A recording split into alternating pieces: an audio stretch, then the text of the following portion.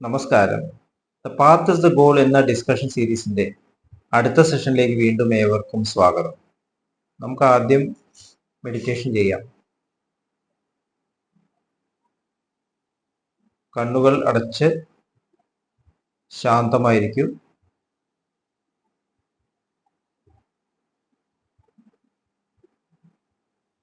ഭൂമി മാതാവിനോടും സർവചരാചരങ്ങളോടും അന്തരീക്ഷത്തോടും കൃതജ്ഞത രേഖപ്പെടുത്തും.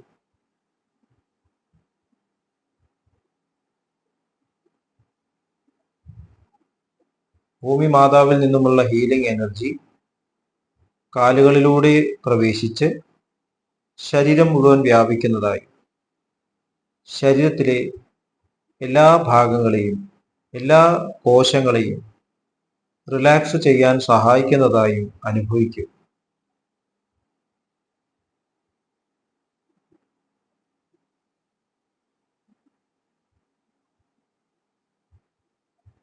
ഇപ്പോൾ ശരീരം പൂർണ്ണമായും റിലാക്സ്ഡ് ആയി. ഈ റിലാക്സേഷൻ ഹൃദയത്തിൽ അനുഭവിക്കൂ. ശ്വാസം ദീർഘമായി ഉള്ളിലേക്ക് എടുക്കൂ. സ്നേഹം ഹൃദയത്തിൽ നിറയുന്നതായി അനുഭവിക്കൂ. ശ്വാസം പുറത്തേക്ക് വിടുമ്പോൾ സ്നേഹം പ്രപഞ്ചം മുഴുവൻ വ്യാപിക്കുന്നതായും അനുഭവിക്കൂ. ഹൃദയത്തിൽ കുടികൊള്ളുന്ന സ്നേഹത്തിന്റെ സ്രോതസ്സിൽ നിന്നും ഉദ്ഭവിക്കുന്ന ദിവ്യപ്രകാശം മനസ്സിനെ ആകർഷിക്കുന്നതായി അനുഭവിക്കും. ആ ദിവ്യപ്രകാശത്തിൽ ധ്യാനം ആരംഭിക്കും. മനസ്സിൽ ചിന്തകൾ വരുന്നുണ്ടെങ്കിൽ മൃദുവായി അവയെ അവഗണിക്കുക. ദിവ്യപ്രകാശത്തിൽ ധ്യാനം തുടരുക. Please start meditation.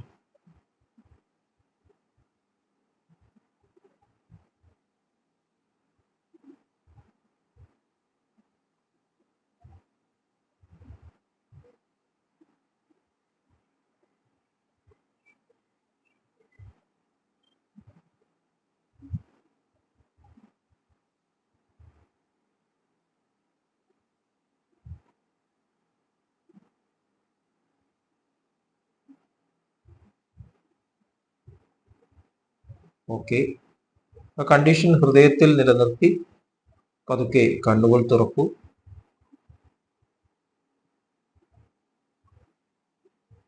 എല്ലാവരെയും ഹാർദമായി ഹാർട്ട്ഫുൾനെസ് സഹജമാർഗ് മെഡിറ്റേഷൻ സിസ്റ്റത്തിലേക്ക് സ്വാഗതം ചെയ്യുന്നു. എങ്ങനെ ജോയിൻ ചെയ്യാം എന്നത് ഡിസ്ക്രിപ്ഷൻ ബോക്സിൽ കൊടുത്തിട്ടുണ്ട്. നമ്മുടെ ഈ ഡിസ്കഷൻസ് എല്ലാം ഹാർട്ട്ഫുൾനെസ്സിലേക്ക് എല്ലാവരെയും ആകർഷിക്കട്ടെ, എല്ലാവരെയും ആ ഡിവൈൻ ആയിട്ടുള്ള മാസ്റ്ററിലേക്ക് ആകർഷിക്കട്ടെ എന്നുള്ള ആ ഒരു പ്രാർത്ഥന അതെപ്പോഴും ഉള്ളിലുണ്ട്. അപ്പൊ നമ്മള് ഈ ലോകത്തില് അദ്ദേഹത്തിന്റെ ആ കിങ്ഡം കൊണ്ടുവരണം. അവിടത്തെ പോലെയും ഇവിടെയും ആകട്ടെ. ജീസസ് ക്രൈസ്റ്റ് പറഞ്ഞു, അങ്ങയുടെ സ്വർഗരാജ്യം ഇവിടെ സ്ഥാപിക്കപ്പെടണം. അപ്പൊ എവിടെയാണ് ഈ സ്വർഗരാജ്യത്തിന്റെ തുടക്കം? ഡിവൈൻ കിങ്ഡം എവിടെയാണ്? നമ്മുടെ യഥാർത്ഥത്തിലുള്ള ആ എസൻസ് ലൈഫ് അത് ഡിവൈനാണ്. അവിടെ സ്വാർത്ഥതയില്ല. അത് ഓരോ ശരീരങ്ങളിലൂടെയും ആവശ്യമുള്ളത് എക്സ്പ്രസ് ചെയ്യുന്നു. ആ ശരീരത്തിന് ആവശ്യമുള്ളത് നൽകുന്നു, ആവശ്യമുള്ളത് എക്സ്പ്രസ് ചെയ്യുന്നു. നൽകുന്നതിൽ ഒരു തരത്തില് ഡിഫറൻസും ഇല്ല. വീട്ടില് പേരൻസ് കുട്ടികൾക്ക് നൽകുന്ന പോലെയാണ്, എല്ലാവർക്കും ഒരുപോലെ ആണ് നൽകുന്നത്.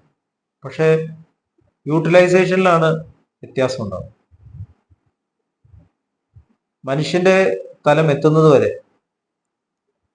ഈ യൂട്ടിലൈസേഷനിലും യഥാർത്ഥത്തിൽ ഒരു ബ്ലോക്ക് നമുക്ക് കാണാൻ സാധിക്കില്ല. എവല്യൂഷനിൽ മുകളിലേക്ക് വരുമ്പോൾ ക്രമേണ അഹംബോധം ഇടപെടുന്നത് കാണാം. നമ്മൾ കൂടുതൽ ഇവോൾവ് ആയിട്ട് സ്പീഷീസ് എന്ന് പറയുന്ന ആനയായാലും പൂച്ചയായാലും നായയായാലും അവർക്ക് അവരുടെ ഈഗോ എക്സ്പ്രസ് ചെയ്യുന്നതാണ്. അവരുടെ സാമ്രാജ്യത്തെ സെപ്പറേറ്റ് ആയിട്ട് വെക്കുന്നു. പൂച്ച അവർക്ക് സാമ്രാജ്യമുണ്ട്. പൂച്ചകളൊക്കെ രാത്രി ചർച്ച ചെയ്യൂത്രേ ഏതേത് സ്ഥലത്താണ് അവർ പോകേണ്ടത്.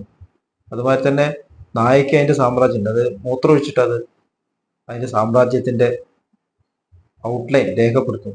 ആനയ്ക്കുണ്ട്, ഒറ്റയാനെന്നൊക്കെ പറയും. അതിന്റെ ആ ഗ്രൂപ്പിൽ നിന്ന് വേർപെട്ട് കഴിയുമ്പോൾ അതിന് ദേഷ്യം വരും. അപ്പൊ അവിടെയൊക്കെ ആ ഒരു ഈഗോന്റെ പ്രവർത്തനം കാണാം. അപ്പൊ ശരിക്കും നൽകിയത് അതേപോലെ തന്നെ ഡിഫറൻസ് ഇല്ലാതെ എക്സ്പ്രസ് ചെയ്യാന്നുള്ളത് കുറഞ്ഞു വരുന്നു. മനുഷ്യരിലെത്തുമ്പോൾ ഒരു അത്ഭുതം സംഭവിക്കും. അതുവരെ എന്താണോ അതേ എക്സ്പ്രസ് ചെയ്യാൻ സാധിക്കും. ഒരു ചെടിക്ക് ആ ചെടിയുടെ ജീവിതം മാത്രമേ കാഴ്ചവെക്കാൻ പറ്റൂ. ഒരു മൃഗത്തിന് ആ മൃഗത്തിന്റെ ജീവിതം മാത്രമേ കാഴ്ചവെക്കാൻ പറ്റൂ. പക്ഷെ മനുഷ്യന് അങ്ങനെയല്ല. മനുഷ്യർ നൽകിയിട്ടതിനെ 1000 മടങ്ങാക്കി കൺവേർട്ട് ചെയ്തിട്ട് നൽകാനുള്ള കഴിവ്.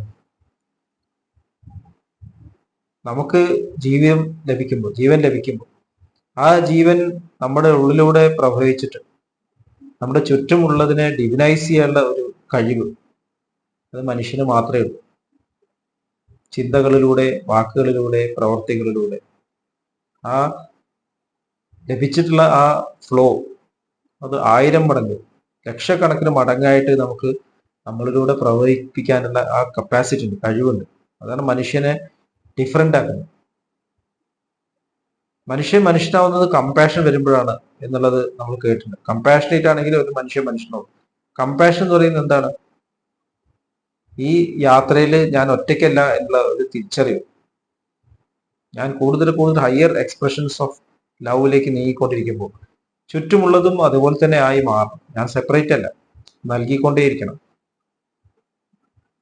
ആ നൽകുമ്പോൾ ആ പ്രവാഹത്തിൽ ഒരു തടസ്സത്തിലും ഹിംസ കടന്നു വരാൻ പാടില്ല. അതാണ് മഹാത്മാഗാന്ധിജി പറയുന്നത്.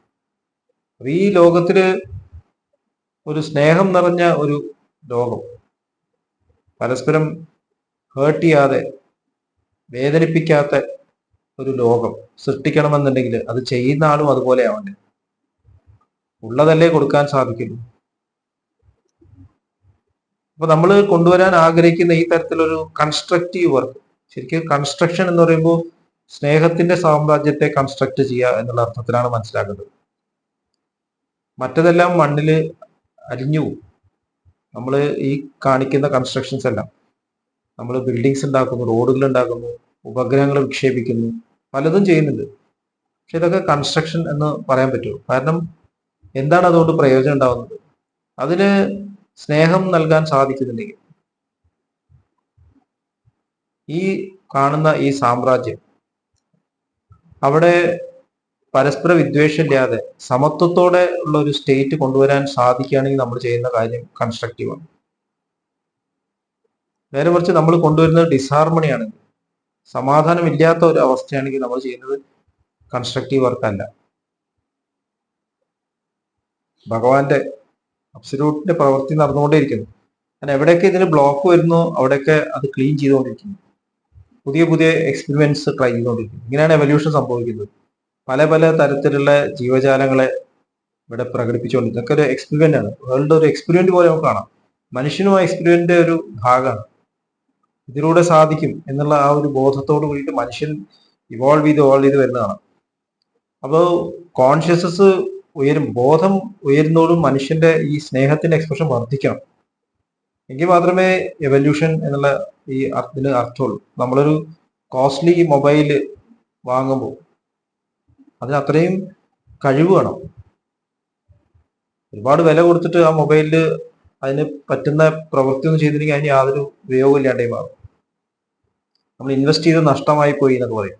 ഏത് കാര്യമായാലും. അപ്പോ ഈശ്വരൻ ഇൻവെസ്റ്റ് ചെയ്തിരിക്കുകയാണ്.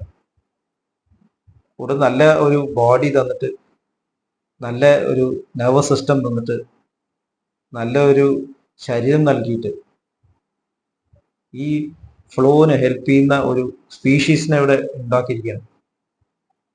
ഇത് വിജയിക്കുമോ എന്നുള്ളതാണ് നമ്മുടെ കയ്യിലുള്ള ടെസ്റ്റ്, മനുഷ്യന്റെ ടെസ്റ്റ്. അതായത് നമ്മൾ ഇരിക്കുന്നിടവും നമ്മളും എല്ലാം മാറുന്നുണ്ടോ, സ്നേഹത്താൽ നിറയുന്നുണ്ടോ? അപ്പൊ നമ്മൾ ചെയ്യുന്ന പ്രവൃത്തി നന്നാവണമെങ്കിൽ നമ്മൾ നന്നാവണം. നമ്മുടെ ഉള്ളിലൊരു ഈ തരത്തിൽ സ്നേഹത്തിന്റെ സാമ്രാജ്യം കെട്ടിപ്പടുത്തിയിട്ടുണ്ടാവണം. അതിനാണ് ക്രിയേഷൻ, ക്രിയേറ്റ് ചെയ്യുക. അപ്പോൾ മഹാത്മാഗാന്ധിജി പറഞ്ഞ ഒരു സ്റ്റേറ്റ്മെന്റ് വായിക്കാം. Identification with everything that lives is impossible without self purification. Without self-purification, the observation of law of ahimsa must remain an empty dream. God can never be realized by one who is not pure of heart. Self-purification therefore must mean purification in all the walks of life. And purification being highly infectious, purification of oneself necessarily leads to the purification of one's surroundings. നമ്മൾ പരിസരം ശുദ്ധീകരിക്കണം, ലോകത്തിന് നന്മ കൊണ്ടുവരണം എന്നുള്ളത് നമ്മൾ സംസാരിക്കുമ്പോൾ അതിന് തുടക്കം ഉള്ളിലാവണമെന്നാണ്. നമ്മുടെ ചുറ്റുമുള്ള എല്ലാ ചരാചരങ്ങളുമായിട്ട് നമ്മൾ ഐഡന്റിഫൈ ചെയ്യണം. എല്ലാവർക്കും തുല്യമായിട്ട് ഓപ്പർച്യൂണിറ്റി ഇവോൾവ് ചെയ്യാൻ. ആ ഇവല്യൂഷനിൽ ഹെൽപ്പ് ചെയ്യാനാണ് മനുഷ്യൻ ഇവിടെ ഉള്ളത്, തടസ്സപ്പെടുത്താനുള്ളവരല്ല. നമുക്കേ അതിന് കഴിവുള്ളൂ. നമുക്കേ എഡ്യൂക്കേറ്റ് ചെയ്യാൻ പറ്റും. നമ്മൾ നമ്മുടെ കുട്ടികളെ എഡ്യൂക്കേറ്റ് ചെയ്യും. അതുപോലെ സമൂഹത്തിലെ എല്ലാവരും ഈ സത്യത്തിലേക്ക് ഉണരണം. അതായത് നമ്മളിവിടെ വന്നിരിക്കുന്ന എന്തിനാണെന്നുള്ള സത്യത്തിലേക്ക് ഉണരണം. ഇതാണ് എഡ്യൂക്കേഷൻ എന്ന് പറയുന്നത്. അതുകൂടാണ്ട് നമ്മുടെ ചുറ്റുമുള്ള ജീവജാലങ്ങളിലേക്കും ഈ എഡ്യൂക്കേഷൻ നമുക്ക് കൺവേ ചെയ്യാൻ സാധിക്കും. അതെങ്ങനെ കൺവേ? സ്നേഹത്തോടെ ജീവിക്കാം. ചെടികൾ പരിചരിക്കുമ്പോൾ, മൃഗങ്ങളെ പെരുമാറുമ്പോൾ ഒക്കെ സ്നേഹത്തോടെ പരിചരിക്കുക. അപ്പൊ അവർക്ക് മനസ്സിലാവും ഈ യാത്രയിൽ എനിക്ക് ഇങ്ങനെ ആവണം, എനിക്ക് ഇങ്ങനെ മുന്നോട്ട് പോകണം, ഇതാണ് എൻ്റെ ലക്ഷ്യം. അപ്പൊ ആ ലക്ഷ്യത്തെ പ്രകടിപ്പിക്കുന്ന രീതിയിൽ നമ്മൾ നമ്മുടെ ലൈഫിനെ മോഡിഫൈ ചെയ്യണം. സഹജമാർഗത്തിൽ പറയുന്നു, മറ്റുള്ളവരിൽ ഭക്തി സ്നേഹഭാവങ്ങൾ വളർത്തത്തക്ക വിധം നിങ്ങളുടെ പെരുമാറ്റവും ജീവിതവും രൂപപ്പെടുത്തുക. അപ്പൊ നമ്മുടെ ഉത്തരവാദിത്വം നമ്മുടെ പെരുമാറ്റവും ജീവിതവും രൂപപ്പെടുത്തുക എന്നല്ല, നമ്മുടെ വർക്ക് മുഴുവൻ അവിടെയാണ്. ആ പെരുമാറ്റത്തില് എക്സ്പ്രഷൻ വളരെ ഇമ്പോർട്ടൻ്റ് ആണ് എന്നുള്ളത് നമ്മൾ മനസ്സിലാക്കണം. നമ്മൾ ഒരു ആധ്യാത്മിക സാധകനാണെങ്കിൽ നമ്മുടെ ഓരോ പ്രവൃത്തിയിലും അത് റിഫ്ലക്ട് ചെയ്യും. കംപ്ലീറ്റ് ഹ്യൂമിലിറ്റി എന്നാൽ കംപ്ലീറ്റ് കറേജും കംപ്ലീറ്റ് ആയിട്ട് സ്നേഹവും നിറഞ്ഞ് പ്രവർത്തിക്കാൻ സാധിക്കും. ഇതാണ് കൺസ്ട്രക്റ്റീവ് വർക്കിന്റെ അടിസ്ഥാനം. മഹാത്മാഗാന്ധിജി നമുക്ക് തന്നിട്ടുള്ള ടാലിസ്മാൻ. നിങ്ങൾ സംശയഗ്രസ്തരോ അഹംബോധം നിങ്ങളെ വല്ലാതെ അലട്ടുണ്ടോ എന്ന് തോന്നിക്കഴിഞ്ഞാൽ നിങ്ങളൊരു ടെസ്റ്റ് ചെയ്യാനാണ് പറയുന്നത്. എന്താണ്? നിങ്ങൾ കണ്ടിട്ടുള്ള ഏറ്റവും ദുഃഖിക്കുന്ന മുഖം, വിഷമിക്കുന്ന ഒരു മുഖം നിങ്ങൾ സങ്കല്പിക്കും. നിങ്ങൾ ചെയ്യാൻ പോകുന്ന ഈ പ്രവൃത്തി കൊണ്ട് അവർക്ക് എന്തെങ്കിലും ഗുണമുണ്ടാവോ? അവർക്ക് സ്വരാജ്യം ലഭിക്കുക. സ്വരാജ്യം എന്ന് പറഞ്ഞാൽ അവർക്ക് അവരുടെ ജീവിതത്തിൽ ഇൻഡിപെൻഡന്റ് ആയിട്ട് പ്രവർത്തിക്കാനും ഇവോൾവ് ചെയ്യാനുള്ള ഒരു അവസരം നൽകും. അതാണ് ശരിക്കും സ്വരാജ്യം എന്ന് പറഞ്ഞാൽ.